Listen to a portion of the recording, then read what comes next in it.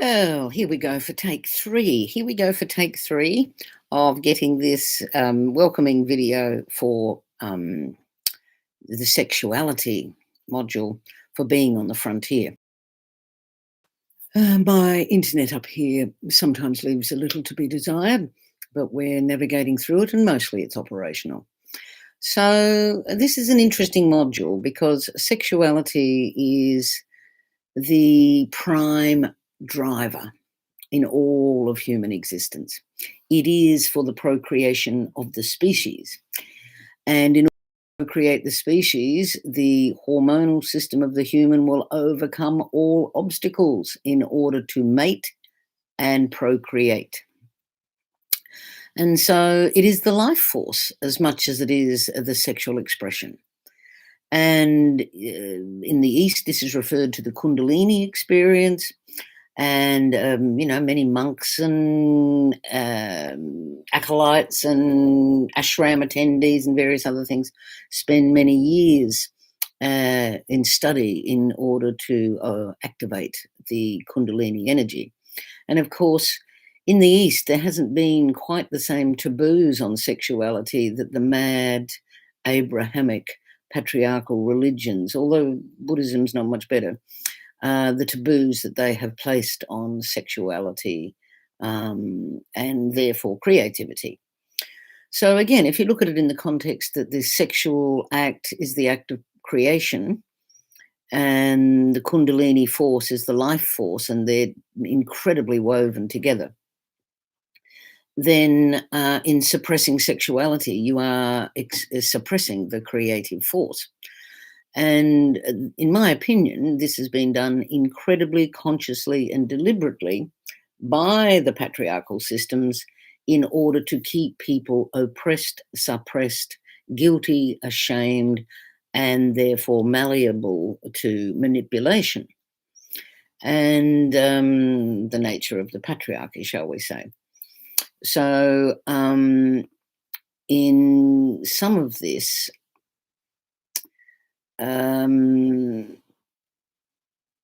well, we'll explore further. The territory we've covered so far, even to just get here, has been huge, hasn't it, gorgeous ones? You know, what a journey we've been on. All designed to allow you to see the world with new eyes, realistic eyes, really. To understand how powerfully you've been manipulated from birth, to meet the needs of the system at the expense of your own. And as the new age unfolds, all of this is going to change. We have all been enslaved in such a narrow band of possible reality that there are great swathes of yourself that you never even glimpse because you've been taught to shut them down. The light is real in you. The body you are is the temple. The subtle body within is light. And your rising consciousness is allowing greater access to this powerful reality day by day. The work you do here is opening those doors. So go within, turn to the light and access your own potential. It allows an expansion within, a remembering of who you are and where you came from.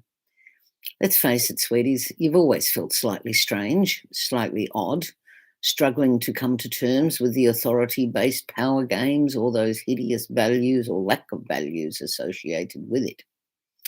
You have often sought the path of the spiritual journey, seeking and questing, allowing the prana of light to crack open who you are. As you walk around, you draw energy that needs healing into you, healing it, sometimes without even awareness that this is what you're doing. Sometimes, if you're working in the field of healing, you're very aware. A touch of love is always healing. And as you learn to love yourself better, so does this energy grow and flow to others. What you put out, you will receive back. It's the law of resonance. And this, in the current world that we've just talked about, can create many diseasements and symptoms of stagnation as your whole system has been suppressed, oppressed, and shut down. But you can exert conscious control over this when you choose. It's important that you stay detached from the coming chaos and fear-mongering. It's all they know how to do, for they offer no hope and manipulate through fear. Instead, simply stay present to the moment, to the work that you're doing here. Feel gratitude for the life renewed, the planet restored, and endless creativity flowing for all life on the planet. You are receiving the light at this time, intense and powerful, showing external and internal secrets that have been hidden and illuminating them all, constantly cleansing and awakening you. Do not fear. You are evolving. Be embracing of the changes. Be here now. Observe what works and what does not, and change yourself accordingly, or your behavior patterns accordingly. There are no shortcuts. There is only the soul's evolution, my loves. Things can no longer be put off. Do not judge yourself and do not judge the other. Just witness, bless it all, even the painful bits. You are the light and love wherever you are, 24 hours a day. You are the mansion of many rooms within, to be discovered by you within you, with intent and determination, integrity. You are the house you seek. The search is relentless, although most of human civilization struggles with this. It is the curiosity of what more is there that opens you up. The lid on the box can no longer be kept in place. All will discover in some way or other. The three-dimensional mind and its machinations will not serve you soon. You are so much more than you realize. You are the waking and walking God force. There is no purpose you can identify in your current reality. So just trust that you are a fleeting drop in the ocean, my loves, again and again, on one level meaningless and on another the entire ocean balancing itself completely within you. Let go, let go, let go. None of the things you think matter actually matter. Time will pass, things will fade. It is always the way. Be here now as you go through this work of sexuality, not in survival mode, but in trust and open knowing. You are complete in all that you are, right here, right now. Linearity is another illusion, and also ever evolving. It is a genuine conundrum. The hierarchy of time and vibration that would have you believe you will only be enough when you've accomplished something or other. And then you evolve into a new way of being human. It will change you profoundly, but you will go there. It can be perceived of being so different that many will think they are only losing their minds, but that is the old 3D thinking. You will see and become aware of things in a new way. Trust and go with the flow. Share it wisely, for many will not be there yet. In this new way of being, consciousness overrides physics. There is such a thing as benevolent physics. And as you raise your vibration, for want of a better description, you will create reality with your mind. Nature will respond to it lovingly and well. It is you, real, connected to all things. You are not what you see in the mirror, not really. You are so much more than that. And so this particular module is designed to help us focus on the things that we've alluded to in the beginning. And for women in particular, we have carried the brunt of sexual shame in the world. And so it is potent to do this module for your liberation. Sexuality, as I said, the primal urge for procreation of the species, the will to life itself. A powerful energy that can be used for this, yes, and as I said, this is its primary driver. However, it can also be sublimated, like the maternal impulse also can be sublimated into wondrous pieces of artistic endeavor or projects or things that just fill you with life. There was a time on this planet when sexuality was liberated and sacred, powerful and free.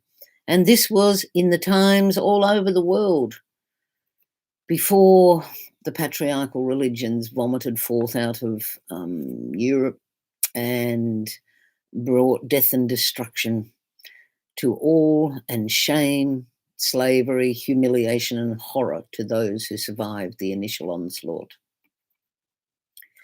However, while this has gone on and the damage has been done, the truth is all religions on the planet, as I said, are made from the same mould: brutal, repressive vehicles of subjugation and destruction of the feminine principle. The life force of Kundalini, the urge to create life itself. If you are cut off from this, you are cut off from the life force itself. All religions and systems of patriarchal power have done this, have cut people off from their life force, because that makes them easier to manage and manipulate into meeting the needs of the patriarchy, irrespective of the cost to you. Sex has been the most powerful weapon. It is the most powerful tool. It is the most powerful driver. So manipulate that and you manipulate everything else. We live in a world where sexuality has been denied and suppressed and has had so many layers of taboo put on it that to even think about sexuality and what does it mean for you and how do I express it and what is my gender about and how do I love can produce anxiety and shame. For many people, touching your own body in its sexual parts brings anxiety and shame. Men and women have both disowned the soft and vulnerable feminine and the sovereign, powerful self. And you only have to look at the pornographication of the world currently to see how endemic this has become. You know, by the time a child turns 14 or 15, 95% of them have been subjected to violent, hardcore pornography. This is an outrage, for it totally distorts their own sexuality before they've ever had a chance to even meet and greet it and explore it with someone that they're attracted to. So it's corrupted before they even get there. And this powerfully enhances the rape culture that we live in. There's no doubt about it. And it's a terrible thing and dispels a child's emerging curious sexuality and replaces it with an act of aggressive, detached violence. For women in particular, this is incredibly powerful. You know, the woman's clitoris has twice as many nerve endings as the man. Just in that very point of the nerve ending, there are twice as many nerve endings in the tip of the clitoris as there are in the tip of the penis. This is completely misunderstood by male examiners, of course. And it was originally called the member hontok, or the shameful member. Anything to do with women was to be shamed, because men are always shamed about their own sexuality and penises, so they project it onto the women and make it about them. The clitoris itself is about 20 times bigger as an organ than the penis. It is capable of multiple orgasms and is the only organ in both bodies, male and female, that is solely for pleasure. The denial and cruelty by the patriarchy has been complete. And of course, male sexuality, the junior partner, has been equally shamed and forbidden, except in war where rape is openly encouraged. You can understand the attraction now in terms of getting young boys to sign up to die. It has only taken, several thousand years for any of this to be understood, and there are no surprises here, my darlings. This is said so that you understand the profound disenchantment from all things sexual throughout this particular patriarchal epoch, particularly if you are a woman.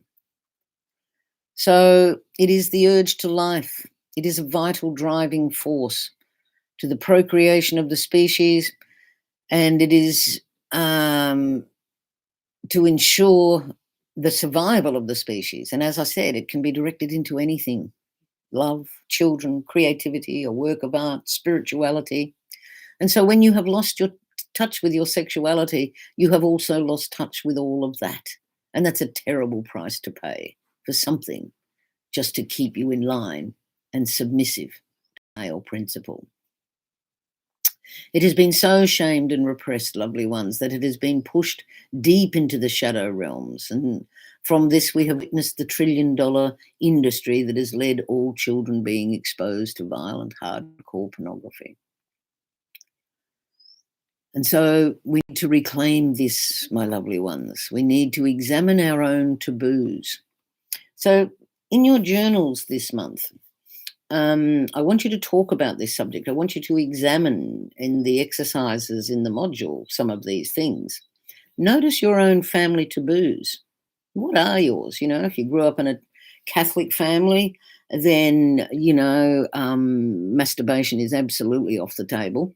Touching yourself in any way is absolutely off the table. But, a lot of religions are like this.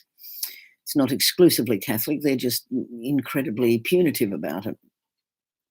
So I want you to write about this. What taboos do you have? How did your parents teach you about sexuality? Mine, for example, my mother used to leave me notes or pamphlets in the underwear drawer. I never learned about anything except reproduction. And even that was quite bizarre. And the day my periods arrived, I was thrust a bag full of goodies and told to get on with it. It was incredibly bizarre.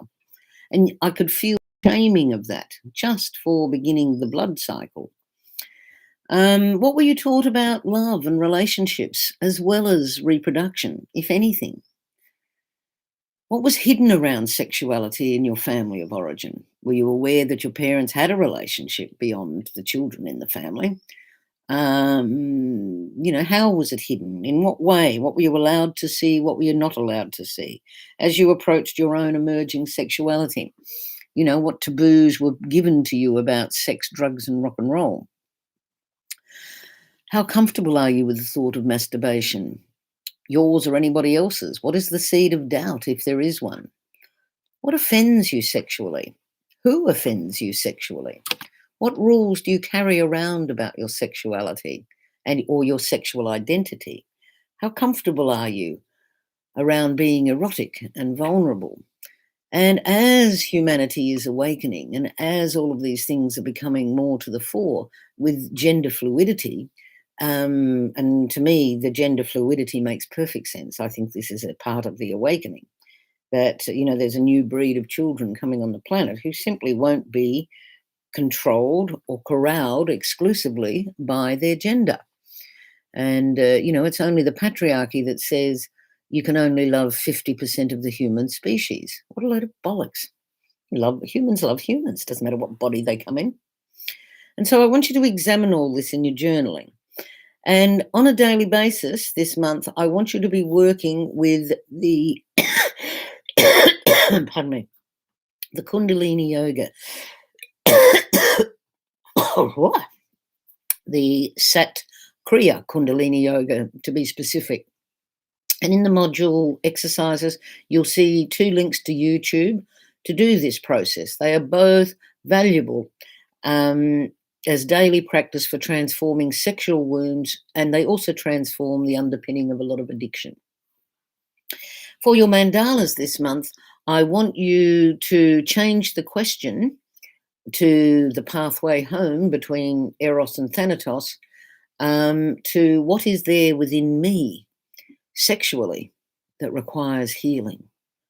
And you can evolve that as you go. What do I need to know here? What do I need to understand here? And with the masks, keep working on those lists of Eros and Thanatos around your sexuality, about what is life-giving, life-sustaining for you, and what is life-taking and life-draining for you. What is erotic and powerful and vulnerable, what is shameful and hidden and embarrassing. Who is allowed to see your nakedness, who is not, if anyone. And keep working and reworking your masks. The mask thing can sometimes be a series of images as you go through this kind of work. And then at the end, though, we're going to craft a mask of both Eros and Thanatos, healed, integrated. And there will be a process at the end of the course that we'll go through together. We'll do a big together tutorial on this as we get to the end. So keep working on those things. In a couple of weeks, let me have a little look. I am going to do a tutorial for you. So we opened this one up. Well, it all went live. It's going live now. But maybe on the evening of the 19th of May, which gives you a little time to play with this. I'll check with Deanna if that suits to do a Zoom with this. We will have a tutorial where we look at both the shadow work from last time and what's emerging for the Kundalini work and your work in this module. So, congratulations to all of you again. You're doing a fantastic job. You are amazing people. I know some of you are at different stages of this. I know some of you have kept up with every single piece of the work, and that some of you will start this a little later. That you're not pushing yourselves through this. Some of you have purchased the material and not yet begun. Look, it's yours. Do with it what you will. But it's worth doing. It's worth doing because in a world of increasing change and turbulence, with the great feminine rising, the world is going to get a lot more interesting soon, beloveds, both from the weather and from the corruption and the darkness being change, the better off you're going to be.